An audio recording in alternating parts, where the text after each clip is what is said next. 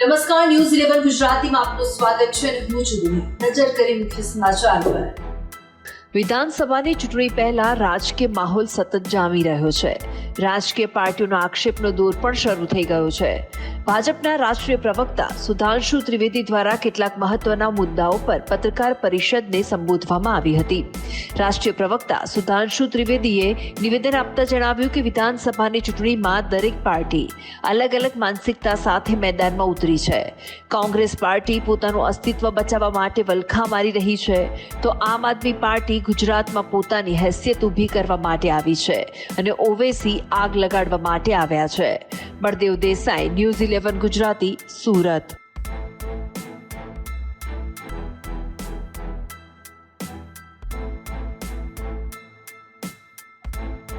मित्रों, गुजरात में चुनाव की प्रक्रिया अब उत्तरोत्तर आगे बढ़ रही है. प्रथम चरण के वोटिंग का समय निकट आ रहा है और हमारे अनेक कार्यकर्ताओं और नेताओं का द्वितीय चरण का सघन जनसंपर्क और रैली और जनसभाओं का कार्यक्रम 22 तारीख से चल रहा है और उसी सिलसिले में मैं आज यहां सूरत में आया हूं. गुजरात में जो एक परिवर्तन का दौर शुरू हुआ 1995 के बाद से, एक बदलाव आया और पूरे देश ने गुजरात के उस मॉडल को देखा और सराहा. परंतु जब हम यहां सूरत की धरती पर आकर विचार करते हैं तो एक बहुत बड़ा संदेश ये धरती देती है कि अगर लंबे समय तक किसी पार्टी को किसी स्थान पर सत्ता संचालन का अवसर मिले तो किस प्रकार का परिवर्तन आ सकता है, उसका उदाहरण सूरत है. मुझे याद है जब हम लोग बहुत यंग थे, छात्र जीवन से जस्ट निकले थे, तब सूरत में प्लेग फैला था. ऐसी विकट परिस्थिति थी. 1994 का शायद वर्ष था और उसके बाद 1995 में फिर सफाई हुई और राजनीतिक दृष्टि से भी सफाई हुई और यहाँ पर नगर निगम में एक बदलाव आया और आज 27 वर्ष के बाद सूरत भारत के सेकंड क्लीनेस्ट सिटी, यानी टॉप जो 2-3 शहर हैं सबसे सफाई में, उनमें से एक आकर खड़ा हुआ.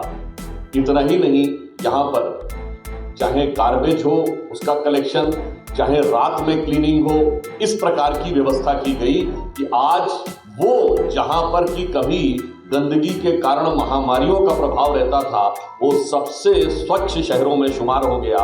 यह बदलाव होता है. उसके बाद अगली चीज आती है ऊर्जा. तो सौर ऊर्जा की ओर लेकर यहाँ पर जिस प्रकार का इंफ्रास्ट्रक्चर डेवलप किया गया, अब इसके उपरांत यदि हम देखें तो गुजरात में सबसे ज्यादा इंडस्ट्रियल डेवलपमेंट और स्टार्टअप्स शुरू हुए और सूरत ने उसमें एक अग्रणी भूमिका निभाई है. यह देश में सबसे fastest growing city, safest city, cleanest city के टॉप 5 में, इन सारी कैटेगरीज में कहीं ना कहीं देश के टॉप 5 सिटीज में इसकी स्थिति है. और फिर इतना ही नहीं, यहाँ पर ease of doing business, employment creation में जिस प्रकार के शानदार उदाहरण प्रस्तुत किए गए हैं, यह दर्शाता है कि लंबे समय तक यदि अवसर मिले जनता की सेवा का तो किसी भी शहर की सूरत किस तरीके से चमकाई जा सकती है. वो आज डायमंड बुर्ज अब फंक्शनल होकर शुरू हो गया है, तो ये एक और नया आयाम ऐड करेगा राष्ट्रीय ही नहीं अंतर्राष्ट्रीय स्तर तक के व्यापार और उद्योग के क्षेत्र में सूरत के लिए. यहाँ पर फ्लाइट कनेक्टिविटी, इंफ्रास्ट्रक्चर, यह भी बहुत तेजी से आगे बढ़ रहा है. परंतु इसी के साथ साथ यहाँ पूरे भारत का एक संयुक्त स्वरूप दिखाई पड़ता है. जिसे प्रधानमंत्री श्री नरेंद्र मोदी जी ने कहा था ना, एक भारत श्रेष्ठ भारत, उसका यदि आपको झलक देखनी है तो वह सूरत में आके दिखाई पड़ती है. और यहाँ एक और महत्वपूर्ण बात, 73वां संविधान संशोधन होने के बाद संवैधानिक दृष्टि से 3 टियर ऑफ गवर्नमेंट मानी जाती है, यानी लोकल गवर्नमेंट, स्टेट गवर्नमेंट और सेंटर. यहाँ तीनों चरणों में यानी तीनों स्तरों पर भारतीय जनता पार्टी के रहने के कारण एक अभूतपूर्व विकास हुआ है। परंतु उसी के साथ साथ मैं यह भी कहना चाहूँगा कि सूरत के साथ कुछ ऐतिहासिक चीज़ें भी जुड़ी हैं। जैसे 1995 में और पिछले चुनाव में कांग्रेस पार्टी साफ हो गई थी, परंतु आप में से बहुतों को याद हो कांग्रेस के इतिहास का पहला विभाजन 1907 में सूरत में हुआ था।